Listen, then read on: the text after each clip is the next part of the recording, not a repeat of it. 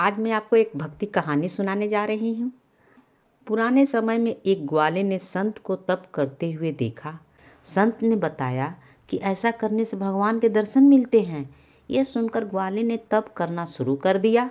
एक ग्वाला रोज गायों को चराने गांव से बाहर जंगल में जाता था। जंगल में एक संत का आश्रम था। वहाँ संत रोज तप, ध्यान, मंत्र, जाप करते थे। ग्वाला रोज संत को देखता तो उसे समझ नहीं आता था कि संत ये सब क्या करते हैं। ग्वाले की उम्र कम थी। संत के इन कर्मों को समझने के लिए वह आश्रम में पहुंचा और संत से पूछा कि आप रोज ये सब करते हैं। संत ने बताया कि हाँ, मैं यह सब रोज करता हूँ। मैं भगवान को पाने के लिए भक्ति करता हूँ। रोज पूजा पाठ, तप, ध्यान और मंत्र जाप करता हूँ। रोज पूजा पाठ, तप, ध्यान और मंत्र जाप करने से भगवान के दर्शन हो सकते हैं। संत की बात सुनकर ग्वाले ने सोचा कि मुझे भी भगवान के दर्शन करना चाहिए। यह सोचकर ग्वाला आश्रम से निकलकर एक सुनसान जगह पर पेड़ के नीचे एक पैर पर खड़ा होकर तप करने लगा। कुछ देर बाद उसने सांस लेना भी बंद कर दिया। ग्वाले ने सोचा कि जब तक भगवान दर्शन नहीं देंगे मैं ऐसा ही करूँगा, मैं इसी प्रकार से रहूँगा। छोटे से भक्त की इतनी कठिन तपस्या से भगवान बहुत जल्द प्रसन्न हो गए। वे ग्वाला के सामने प्रकट हुए और बोले कि पुत्र, आंखें खोलो, मैं तुम्हारे सामने आ गया हूँ। ग्वाले ने आंखें खोले बिना ही पूछा कि आप कौन हैं।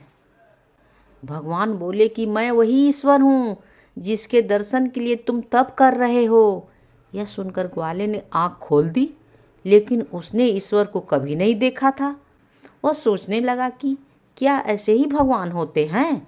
सच जानने के लिए उसने भगवान को एक पेड़ में रस्सी से बांध दिया। भगवान भी भक्त के हाथ बंधा गए। अब क्या था, ग्वाला तुरंत दौड़कर उस संत के आश्रम में पहुंच गया और पूरी बात बता दी। संत ये सब सुनकर हैरान थे। वे भी तुरंत ही ग्वाला के साथ उस जगह पहुंच गए। संत उस पेड़ के पास पहुंचे तो वहां कोई नहीं था, कोई नहीं दिखाई दे रहा था। भगवान सिर्फ ग्वाले को दिखाई दे रहे थे।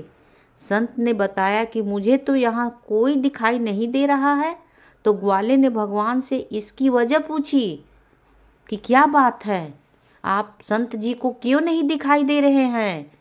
भगवान ने कहा कि मैं उन इंसानों को दर्शन देता हूँ जो निस्वार्थ भाव से मेरी भक्ति करते हैं। जिन लोग के मन में कपट, स्वार्थ, लालच होता है उन्हें मैं दिखाई नहीं देता हूँ और न उन्हें कभी दिखाई दूंगा।